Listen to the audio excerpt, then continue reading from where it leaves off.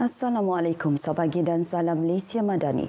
Berita bagi Sarawak edisi Jumaat 1 November 2024 bersama saya Lydia Yusrina Abdul Ilyas. Premier Sarawak Datuk Patinggi Tan Sri Abang Johiton Openg menegaskan komitmennya untuk terus mempertingkat kualiti hidup rakyat Sarawak. Walaupun Sarawak telah diiktiraf sebagai negeri berpendapatan tinggi oleh Bank Dunia, beliau menyatakan pendapatan isi rumah masih perlu diperkasa untuk mencapai kemajuan sebenar. Bercakap pada Majlis Rumah Terbuka Pengamal Undang-Undang Negeri Datuk Shankar Asnani di Kuching, Premier turut menekankan keutamaan akan terus diberikan kepada Sarawak sebelum negeri ini mampu membantu negeri lain. Dalam ucapannya, Datuk Shankar memuji kepimpinan Premier dalam pembangunan infrastruktur berimpak tinggi seperti lapangan terbang baharu, pelabuhan dan pengambilalihan bank komersial. Kerajaan Sarawak telah menggariskan penambahbaikan program Sarawak Malaysia Rumah Keduaku SMM2H yang akan berkuat kuasa mulai 1 Januari depan. Menteri Pelancongan, Industri Kreatif dan Seni Persembahan Datuk Seri Abdul Karim Rahman Hamzah berkata antara syarat baru ialah program ini kini terbuka kepada warga negara dari semua negara yang mempunyai hubungan diplomatik dengan Malaysia. Pemohon mestilah berusia 30 tahun ke atas dan diwajibkan membuka akaun simpanan tetap di bank tempatan dengan jumlah minimum RM500,000. Bagi ejen pula, mereka tidak boleh mempunyai kepentingan dalam mana-mana syarikat SMM2H lain yang berlesen dan syarikat mereka haruslah boleh beroperasi di semua bahagian di Sarawak.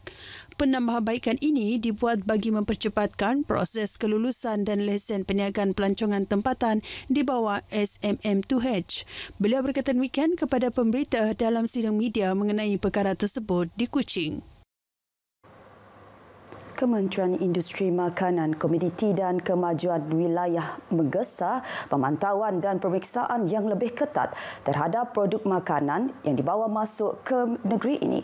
Menterinya Datuk Seri Dr. Stephen Runi Utom berkata langkah itu bagi mengelak sebarang isu keselamatan makanan yang boleh memberi kesan terhadap kesihatan pengguna. Jabatan Kesihatan mesti bekerjasama untuk kita dapat mengurangkan. I'm not saying zero, but mengurangkan masalah-masalah yang akan timbul segi kesihatan apabila kita we want to consume all this, especially veggie dan sebagainya. Jelas beliau, kerjasama tersebut melibatkan pelbagai agensi seperti Jabatan Perkhidmatan Kuarantin dan Pemeriksaan Malaysia, Perkhidmatan Kuarantin dan Pemeriksaan Sarawak, Jabatan Kesihatan, Jabatan Kastam Diraja Malaysia dan Jabatan Perkhidmatan Veterina. Pengguna pula perlu bijak menggunakan hak mereka dengan segera melaporkan kepada pihak berkaitan sekiranya terdapat sebarang produk makanan yang mencurigakan. Datuk Seri Dr. Stephen berkata demikian ketika diminta mengulas isu keselamatan makanan import yang tular baru-baru ini yang didakwa boleh menjejaskan kesihatan pengguna. Beliau ditemui pemberita selepas melancarkan sambutan Majlis Hari Integriti Jabatan Perkhidmatan Veterina Sarawak 2024 di Kuching. Jawatan Kuasa Kemajuan dan Keselamatan Kampung JKKK perlu menjadi lebih proaktif dalam memastikan pembangunan kampung berjalan lancar dan memenuhi keperluan penduduk. Timbalan Menteri Perancangan Bandar, Pentadbiran Tanah dan Alam Sekitar, Datuk Lim Talif Saleh berkata, JKKK memainkan peranan penting dalam merancang projek pembangunan berdasarkan keperluan sebenar penduduk termasuk pembaikan infrastruktur, bekalan air bersih dan pendidikan. Mereka disarankan agar mengadakan perbincangan dan mesyuarat dengan penduduk untuk mengenal pasti masalah dan keperluan penduduk. Langkah ini bagi memperkasa anggota JKKK dengan pengetahuan terkini tentang pengurusan kampung, keselamatan dan pembangunan ekonomi. Datuk Len juga menekankan pentingnya penglibatan penduduk dalam aktiviti seperti gotong royong, program kebajikan dan projek perniagaan mikro untuk memperkukuhkan ekonomi kampung. Kerjasama antara JKKK, pihak berkuasa tempatan dan agensi kerajaan adalah penting untuk mendapatkan bantuan teknikal dan keuangan bagi projek pembangunan kampung. Menerusi pendekatan ini, JKKK boleh menjadi lebih efektif dan berperanan dalam memajukan kampung sekaligus membantu kerajaan menjaga kesejahteraan rakyat. Beliau berkata demikian pada majlis penyerahan sijil kelulusan insentif tabir urus JKKK Kuala Rajang di Pusat Pentadbiran Kerajaan Sarawak bahagian Sarike. Sebanyak 61 JKKK dari daerah Sarike menerima insentif tabir urus JKKK untuk tahun 2024 termasuk 25 bagi kawasan Dun Kuala Rajang. Fasiliti kesihatan di Sarawak wajar diberi perhatian dalam rancangan Malaysia ke-13 RMK13.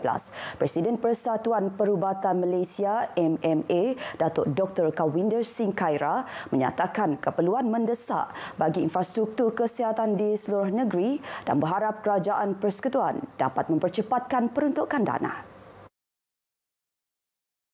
Katanya peruntukan ini tidak seharusnya dilihat hanya dari sudut populasi tetapi berdasarkan keperluan holistik. Datuk Dr. Kawinder ditemui selepas menerima kunjungan di Bali oleh Premier Sarawak Datuk Petinggi Tan Sri Abang Johari Tunopeng di kediamannya di Kuching. Rabu lepas, Sarawak memohon 7.89 bilion ringgit daripada Kerajaan Persekutuan bagi sektor kesihatan dalam RMK ke-13 meliputi pembinaan, penambahbaikan, pembaikan dan penyelenggaraan fasiliti kesihatan. Masyarakat India di Miri menyambut Deepavali dengan cara yang unik, meraihkannya bersama rakan-rakan yang bukan hanya datang melawat tetapi juga membantu dalam menghias rumah dan menyediakan makanan. So I think that is one of the major uniqueness of how we celebrate Deepavali in Miri. And we have Orang Ulu, we have Malays, we have Chinese, we have the various Indian ethnic groups here. And this coming together, I think, adds to the uniqueness and the fun of celebrating Diwali here in Miri. Presiden Persatuan India Miri, Kaunselor Karambir Singh Hani berkata, semangat perpaduan dan keharmonian dapat dirasakan apabila rakan-rakan sanggup datang sehari sebelum perayaan untuk membantu dalam persiapan bagi memeriahkan suasana Deepavali. Beliau berkata demikian kepada media semasa meraihkan hari Deepavali di kediamannya di Miri. Karambir turut menghidangkan pelbagai jenis masakan tradisional dari pelbagai wilayah di India termasuk nasi biryani, manisan ladu, papadam dan capati serta beberapa masakan tempatan. Lebih 200 rakan, keluarga dan kenalan dari pelbagai latar belakang berkumpul untuk meraihkan perayaan cahaya di Miri pada tahun ini. Lembaga Amanah Kebajikan Masjid Negeri Sarawak LAKMNS komited memastikan Tadika Tafiz Tun Abdul Rahman Yaakob Tatari bergerak seiring dengan keperluan semasa khususnya dalam menghadapi era digital. Setiausaha Kehormat LAKMNS Tan Sri Dato' Amar Abdul Aziz Hussein berkata, tadika tersebut dilengkapi kemudahan komputer dengan capaian internet untuk memudahkan aktiviti pembelajaran digital anak-anak. Aspek pembangunan guru-guru tahfiz turut diberi penekanan dengan menggalakkan kaki tangan mengikuti pengajian peringkat ijazah sarjana muda dan diploma dalam bidang pendidikan awal kanak-kanak. Usaha itu bagi memastikan anak-anak Tatari dibentuk menjadi modal insan berilmu dalam Al-Quran dan akademik serta mempunyai jati diri yang mantap. Sejak ditubuhkan pada 2010, Tatari di bawah seliaan LAKMNS mempunyai lebih 1,000 orang murid. Beliau berucap pada majlis sambutan 15 tahun penubuhan Tatari di Kuching. Majlis dirasmikan Timbalan Presiden Sarawak Badan Amal Tenaga Isteri-Isteri Sabati Datuk Dayang Morliah Awang Daud. Berita pagi Sarawak berakhir di sini. Dari sungai hingga segara, Palestin pasti merdeka. Ikuti Stadium RTM selepas ini untuk perkembangan sukan tanah air dan antarabangsa.